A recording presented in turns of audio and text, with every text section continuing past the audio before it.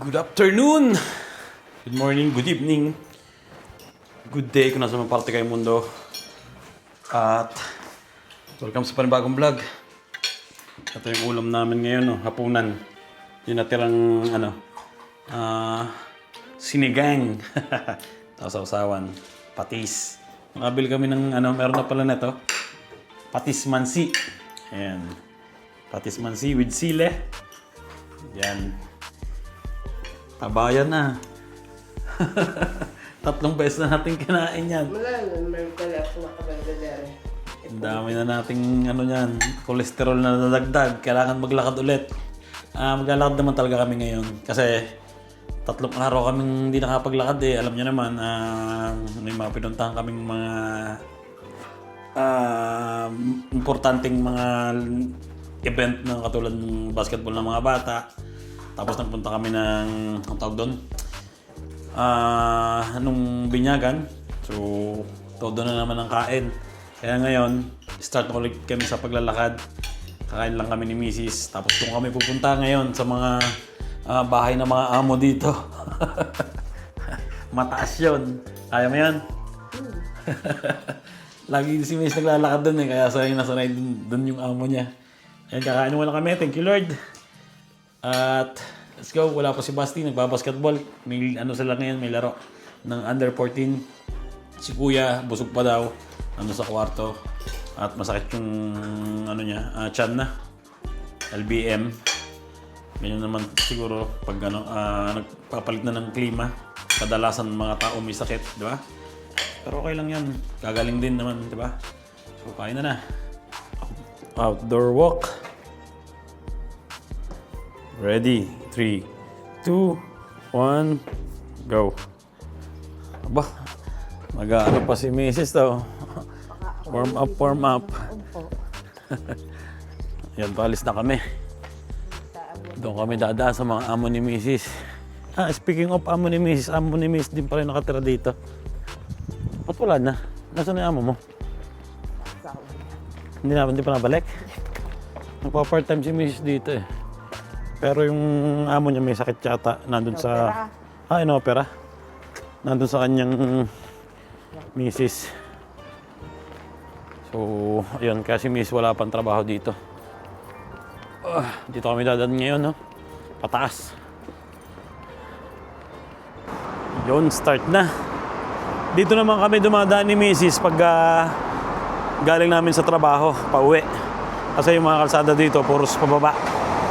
So, mas mabilis pa uwi na. Tapos papunta kami, doon kami dumadaan sa medyo patag para hindi mabagal. Nandito kami ngayon sa ilalim ng daanan ng train. Ito yung daanan ng train dito. Ang ganda ng graffiti, oh. Di ba? Okay lang yan dito. Sa lugar na to, sa parte na to, maraming graffiti. Sa parte lang na to na, pero dun sa iba wala. Siguro pwede dito. Wala na masyadong nagre-renovate ng Yung tinatanggal? Oo, yung nagbabago ng design. Oo. Dito kami dadaan, pataas. Yan, oh. Grabe ang taas yan. Pagod ang muscle namin yan pagdating sa bahay. Okay lang naman yun dahil katulad nga sabi ko kanina, 3 days halos kaming hindi naglakad. So, saktong-sakto, bawi. Dito tayo? Pwede ko, Adila. Gusto mo doon tayo? Mahaba yan. Ha? Mahaba yan. Kahit na.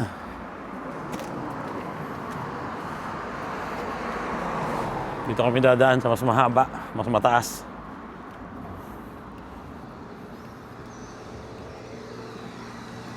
Ito yung halaman ng asparagus. Pero wala. Doon sa kabilang medyo damo, meron isang mataas. Pero hindi ko alam kung pwede pang kainin yan ngayon. Yun, asparagus yan, parang maliliit ang dahon. Random na kagad namin ng ahonin. Dito na kami sa tapat ng simbahan. Diyan kami nagpunta ng Saturday, dyan dinaos yung binyagan. Tapos nung kumain kami, lumipat kami sa malapit sa lake. Doon yung handaan. Ang ganda ng anong yun, no? Graffiti, parang utak na nasa loob ng ano, binibenta sa mga market.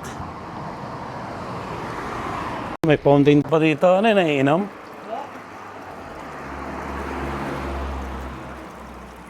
Ayun, no?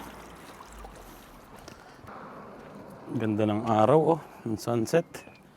Pero wala nang araw masyado. So, taas na namin. Ayan, oh. Yan yung lugar namin. Sa taas na yan. Sa baba na yan. Di ba? Ang tahimik dito. Mga nagkakainan siguro. Dito kasi karamihan mga trabaho ng Pilipino dito sa parte na to, sa taas. Lalaki kasi ang bahay dito. Sana pag naglakad kami doon sa medyo malalaki yung bahay, baka naman mapagkamalan tayo magnanakaw doon. Hindi kaya. Doon sa mga malalaking bahay doon. May mga puno ng olives, namumulaklak din pala yan, no? O ganyan na. Yung olives na yan. Palagi ko simbahan to. Yan, no? Ba't may ano doon? May Santo Niño. Yan, no? Santo Niño. Yung lugar namin, yung mga building na yan sa baba. Sarap maglakad, ha? Sakto lang yung panahon. Hindi naman ito uulan, sigurado. At blue yung kalangitan. Ang taas na namin. Tingnan niyo yung mga bahay dito. Mga maliliit na magaganda. Uy. Maahan pala dito yung scooter, electric scooter. Parang ganda ng ilaw ngayon. Ng araw. Sa mga yan, may nakatira pa kasi.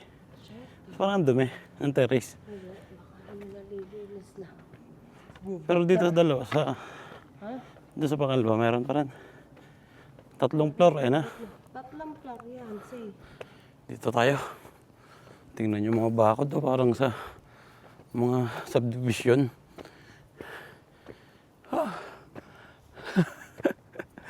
Ay, kaya mo ba? Ang ganda ng rose,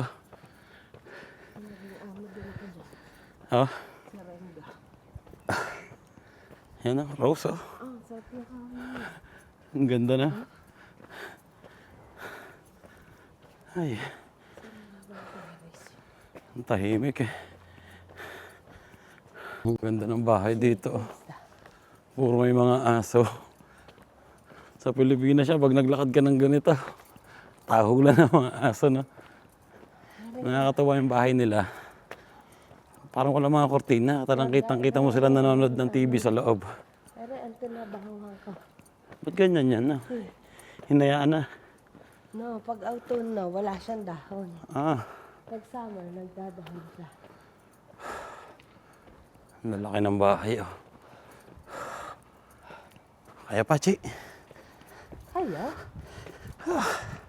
Hindi siguro pwede dito tumira mga Pilipino.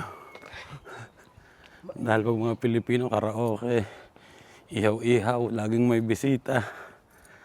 Dito mukhang wala mga bisita, tahimik. Lalaki ng bahay, ang gaganda. Pero ang harap, ayan, yung puro dahan-dahan. Yan ang harap.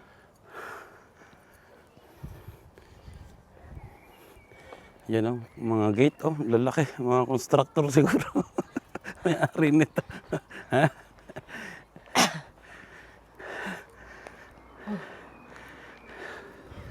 Ang lalaki ng bahay, Hindi tuloy ako makapagsalita na malakas.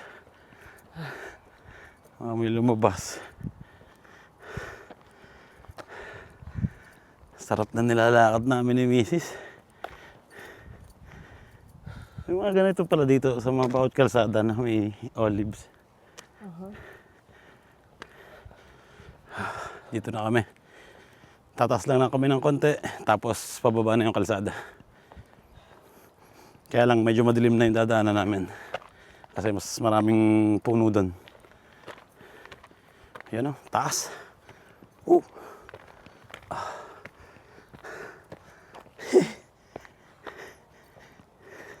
Ano puno yan? Ay, hilaw pa. Raspberry. Raspberry. Hilaw pa. Hindi pa yan. Matigas pa eh. Ano pa yan? Iinit pa yan. Bubot ka.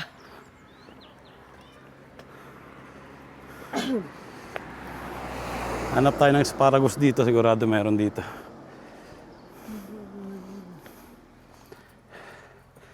Wala. Doon siguro sa kabilang kalye. May nakita ka? Dilim kasi. Baka sa makuha natin imbes na pa asparagus.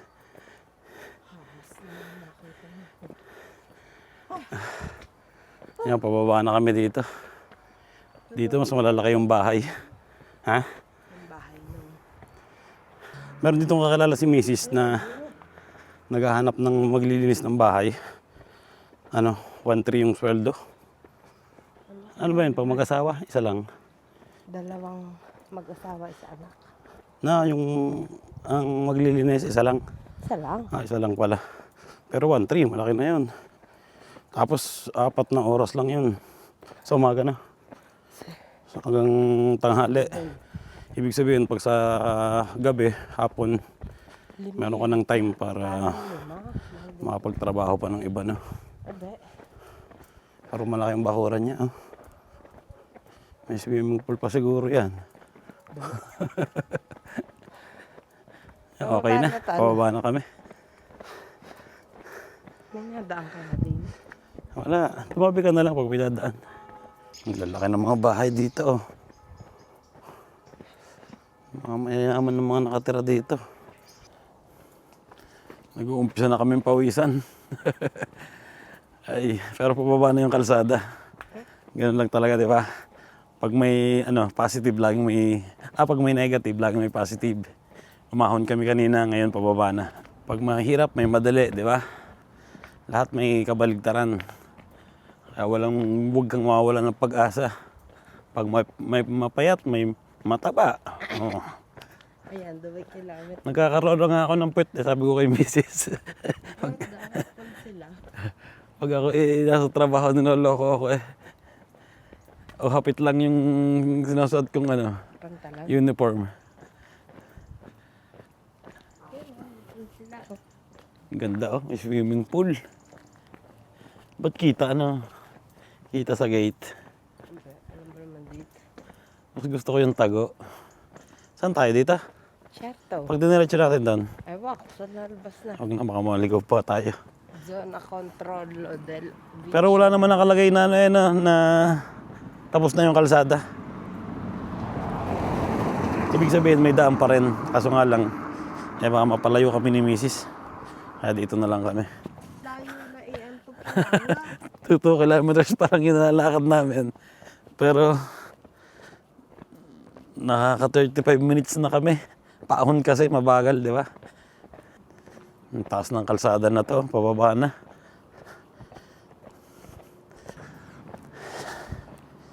Nandito na kami sa parte ng Magubat. Baka may kapre yan.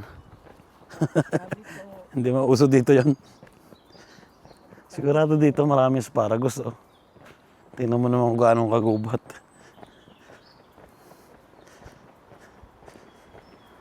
Yan lugar namin. Kitang-kita. Tingnan niyo yung bahay na to. Bago ka makarating sa... Hotel yan. Bago ka makarating sa pinakabahay, meron ka pang dadaan ng maraming puno at magandang kalsada.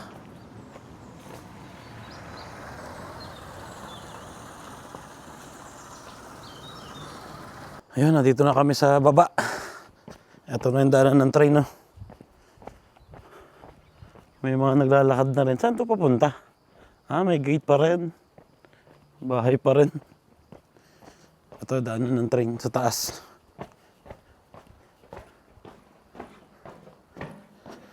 Yun, finish na. Pero naka 2 kilometers pa lang kami. Ikot kami dun sa mas malayo. Sambuka. Oo. Kasi baka may yan, may ahas dyan. Baka bigla kang masunggaban. Limon. Yan dami asparagus Piyore lang. Wala. Wala. Walang bunga. Yun. Hindi. Huwag na. May ahas. Yan, ang train, dumaan na. Oh. Sa taas. Titigil na yan dito sa parte namin. Ang bahay nito nasa lugar namin na to, Pilipino. Mga taga Laguna. Dito na kami, bayan na. Safe na, safe na. Madami ng tao dito. Ang ganda bulaklak nila, oh. Ano naman to eh? No. Doon na lang sa madilim. Nakakuha pa si Mrs. Oh. Mahirap putulin yan eh. Yan, nandito na kami sa main street, doon sa tulay na kahoy. Doon tayo dadaan? Ikaw? Gusto mo ba? Sa'yo. Dito.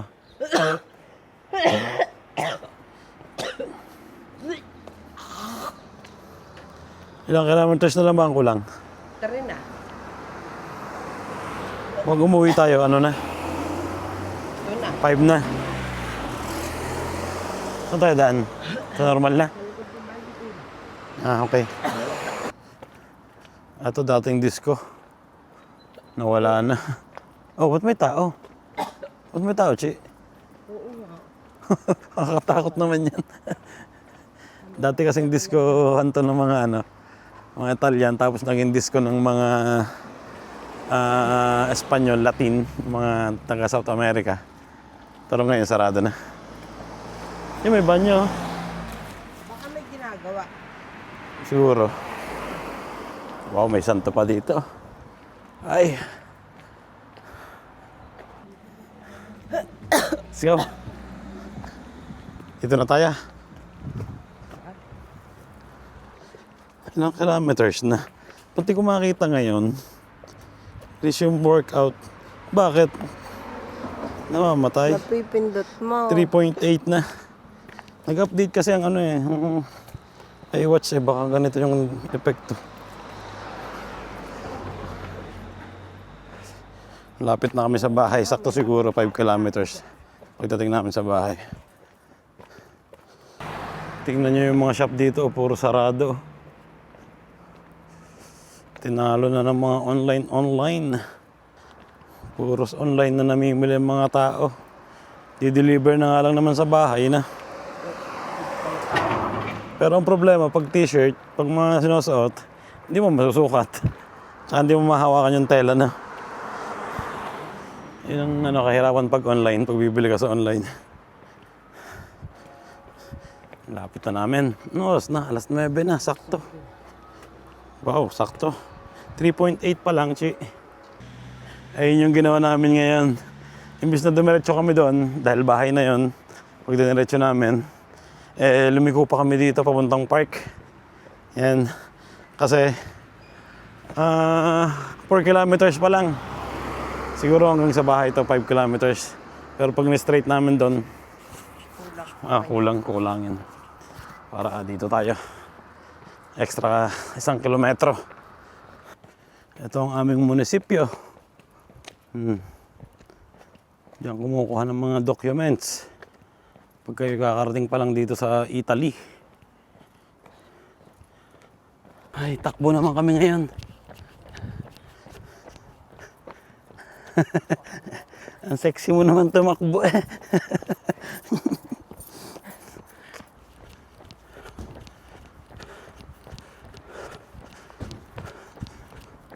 Wala nang tao sa park.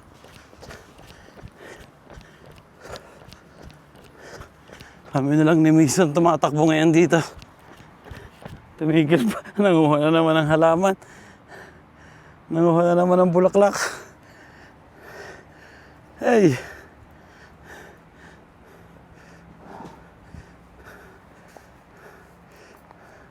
Nakadami ka na. Baligtad. Lagay mo sa tubig para bumukas yung mga bubot. Tara, takbo na. Teta. Ay, mga 5 kilometers na ba tayo? Ba't lagi nag-i-stop yung aking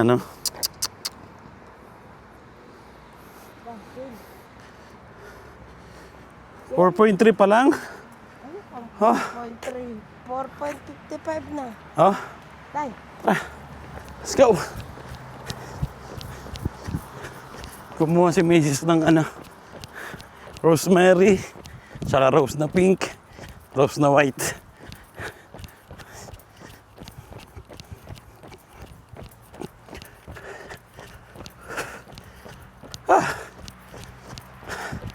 Magpa 5 kilometers na kami. Bago siguro kami makarating sa bahay sakto.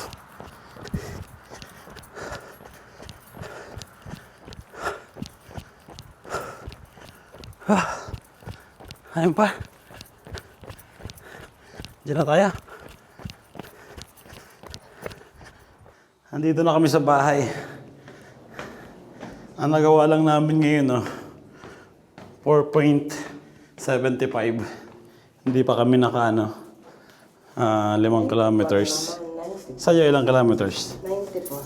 4.94. Pero ang maganda naman doon, yung dinaanan namin ngayon, yung mga pataas. Kaya mas nakakapagod. Mas konting oras mas nakakapagod, di ba?